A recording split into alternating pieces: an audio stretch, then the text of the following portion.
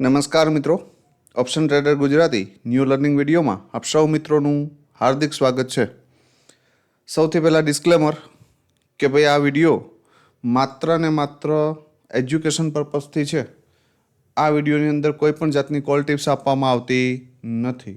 આ વિડીયોમાં માત્ર ને માત્ર મારા જે 6 વર્ષનો એક્સપિરિયન્સ છે.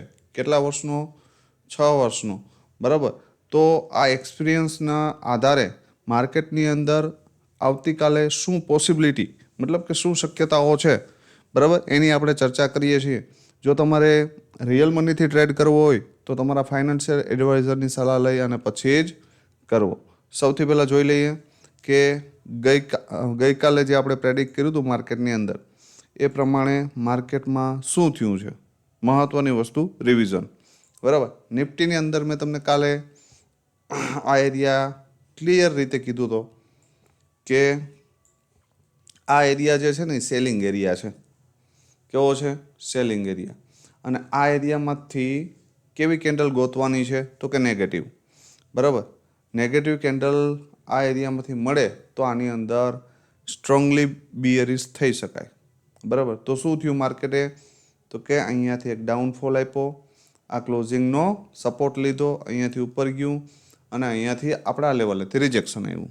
રીઝન એ છે કે જે આ રેડ કેન્ડલ આવી હતી ને, બરાબર, તો એ રેડ કેન્ડલે ક્લિયર કહી દીધું હતું કે ભાઈ મારે નીચે જવું છે. પણ અહીંયા આપણે આને ટોપ ઉપર બાય કરી શકીએ નહીં. કોઈ પણ પ્રીમિયમ હોય એને રિટેસ્ટ ઉપર બાય કરવું પડે. તો આ એરિયામાંથી સ્ટ્રોંગલી ફોલ આવ્યો જો અહીંયાથી, આ એક મુવમેન્ટ કેપ્ચર કરવા જેવી હતી, બરાબર. આના સિવાય મને કોઈ મુવમેન્ટ લાગી નહીં કે ભાઈ જ્યાંથી એક શ્યોર ટ્રેડ તમે પકડી શકો, બરાબર.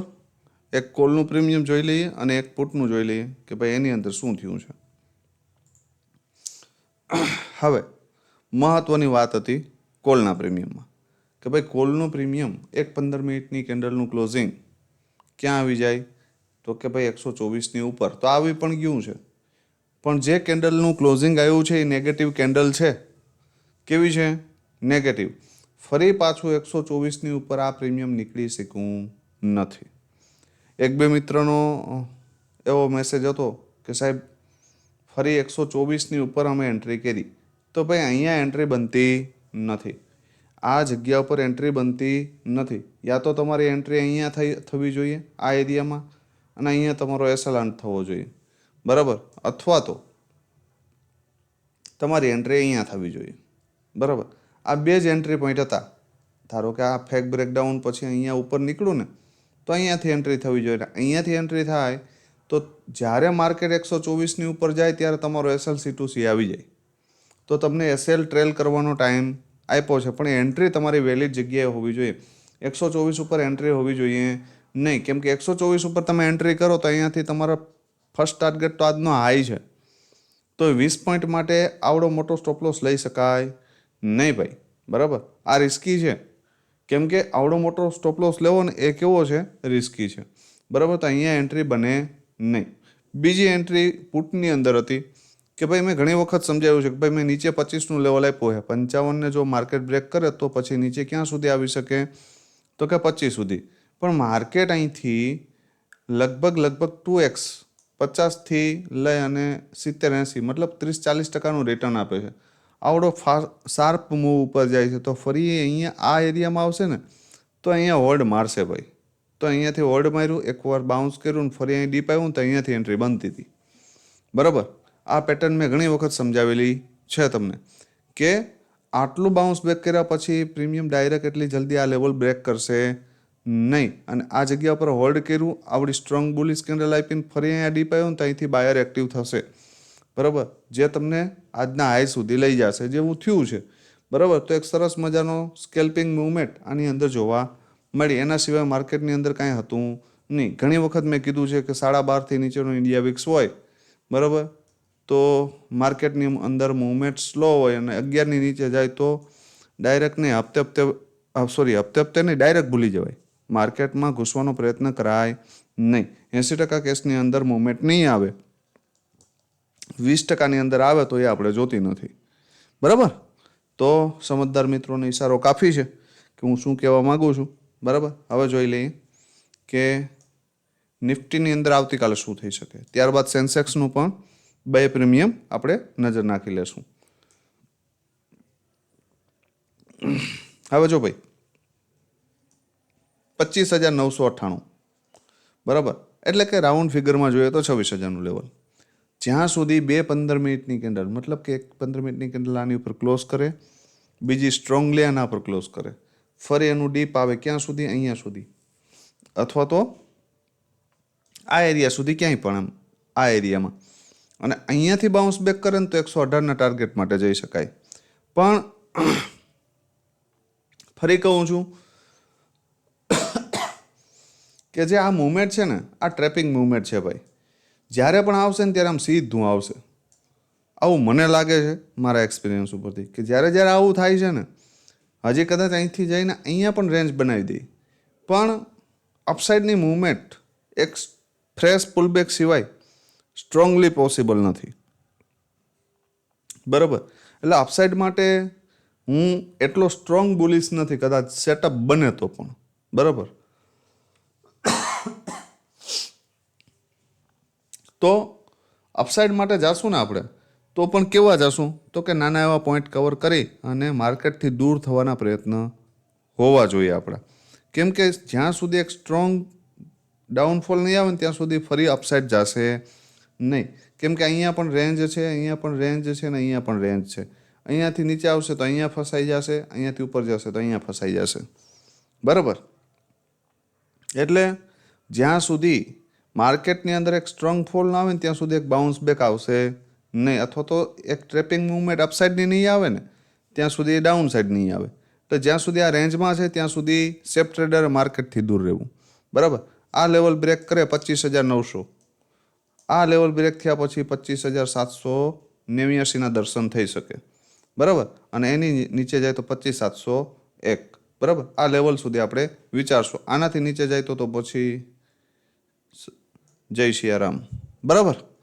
જોઈ લે પ્રીમિયમ, કે ભાઈ પ્રીમિયમની અંદર શું થઈ શકે. મહત્વની વસ્તુ એ જ છે. કોલનું પ્રીમિયમ છે 26,000નો કોલ. બરાબર. શું થઈ શકે આની અંદર? 26,000ના કોલની અંદર 113ની ઉપર એક 15 મિનિટની કેન્ડલનું ક્લોઝિંગ આવે. ફરી ધ્યાનથી સાંભળજો. 113ની ઉપર એક 15 મિનિટની કેન્ડલનું ક્લોઝિંગ આવે અને ફરી તમને ધારી લ્યો કે 129ની આજુબાજુ ક્લોઝિંગ આપી દે ને અહીંયા, બરાબર, તો અહીંયાથી 113 સુધી પણ રિટ્રેસમેન્ટ આવી શકે. બરાબર. આનાથી નીચે ન પણ આવે, પણ આ એરિયામાં જ ક્યાંક ક્લોઝિંગ આવે 120ની આજુબાજુ, અને ફરી તમને આ ક્લોઝિંગની આજુબાજુ મળે 102ની આજુબાજુ, અને ત્યાં એક પોઝિટિવ કેન્ડલ બને. કેવી? પોઝિટિવ. બરાબર. તો એન્ટ્રી કરી શકાય. 113 બ્રેક કરી દે ને તો 129 ને 151ના ટાર્ગેટ માટે જઈ શકાય. આ ફર્સ્ટ કન્ડિશન. સેકન્ડ પોસિબિલિટી, 93ને બ્રેક કરે તો આ પ્રીમિયમ 65 ફાઇનલ. આ જગ્યા ઉપર આપણે નજર રાખશું. અહીંયા હોલ્ડ કરે તો ઠીક છે, ન હોલ્ડ કરે તો આ પ્રીમિયમ 25થી લઈ અને 35 સુધી આ ઝોન છે અહીંયા. બરાબર. ક્યાંય પણ સપોર્ટ લેતું દેખાય. એક વખત ઉપર જાય આપણા માટે કોઈ કામનું નથી, ફરી ડીપ આવે સપોર્ટ લઈ એન્ટ્રી કરી શકાય. 65 અને 93ના ટાર્ગેટ માટે બેસી શકાય. બરાબર. આ સ્ટ્રોંગ પોસિબિલિટી. પણ આવું થાય તો આ પ્રીમિયમ અહીં મળે તો, બરાબર, કાલે મળે ન પણ મળે, આવું બની શકે. પણ એક સ્ટ્રોંગ બાઇંગ એરિયા છે આ. બરાબર. તો નજર રાખજો, યા તો 113ની ઉપર બુલિશ મોમેન્ટમમાં, અને યા તો 65ની નીચે ક્યાંય પણ આવે, રેન્જ બનાવે, રેન્જનું બ્રેકડાઉન કરે ને ફરી ઉપર નીકળે તો પણ એન્ટ્રી બને, અથવા તો આવે ઉપર જતું રહે, ફરી ડીપ આવે અને આ લો બ્રેક ન થાય, અહીંયા સપોર્ટ લેતું દેખાય, બરાબર, તો પણ એન્ટ્રી કરી શકાય. તો આ બે પોસિબિલિટી અને બે લોજિક સાથે આ લેવલની આજુબાજુ હાલાય. બરાબર. આ બે પોસિબિલિટી છે અને એ રીતે મળે તો આપણે કરશું, ન મળે તો હું પર્સનલી નહીં કરું. બરાબર. બીજી વસ્તુ, 25,900નો પી શું થઈ શકે ભાઈ આની અંદર? ભાઈ જો થવા માટે આ પ્રીમિયમ હાલની પોઝિશનમાં કેવું છે તો કે બુલિશ છે. કેવું છે? બુલિશ. બરાબર. 95ની ઉપર એક 15 મિનિટની કેન્ડલનું ક્લોઝિંગ આવી જાય અને ફરી તમને ડીપ મળે તો આની અંદર સારામાં સારી ઓપોર્ચ્યુનિટી છે, બરાબર. અને આ ડીપ અહીં ક્યાંયથી 78થી લઈ 85, 86 ક્યાંય પણ સપોર્ટ લેતું દેખાય તો એન્ટ્રી કરી શકાય. અને 95 બ્રેક કરી દે ને તો 132 અને બીજો ટાર્ગેટ છે 149, અહીં સુધી જઈ શકાય. આનાથી ઉપર જાય તો 176, બરાબર. આ યાદ રાખજો. પણ આવું થાય તો નજર રાખવાની કે ભાઈ યા તો પ્રીમિયમ આને બ્રેક કરી 15 મિનિટની કેન્ડલનું ક્લોઝ કરીને ડીપ આવે, અથવા તો મોર્નિંગમાં જ અહીંયા આવે, અહીંયા સપોર્ટ લેતું દેખાય તો પણ એન્ટ્રી કરી શકાય. પણ વન વેની અંદર અહીંયાથી મળે તો એક વખત અહીંયા સુધીનો ટાર્ગેટ જોજો, અને ફરી ડીપ આવે તો ફરી એમાંથી રીએન્ટ્રી કરી શકાય, બરાબર. તો આ બે લોજિક સાથે હાલજો. વધારે ગેપઅપ ગેપ ડાઉન થાય તો નીચેના લેવલ ઉપર આ રીતની પેટર્ન બનવા દેજો, તો જ એન્ટ્રી કરજો, નહીતર નહીં, બરાબર. જો અહીંયા આવીને ફરી પોઝિટિવ ન બનાવે ને તો એવોઇડ કરવાનું, કોઈ પણ પ્રીમિયમ હોય એને, બરાબર. હવે જોઈ લઈએ આપણે સેન્સેક્સ કે ભાઈ એની અંદર શું થઈ શકે, મહત્વની વાત.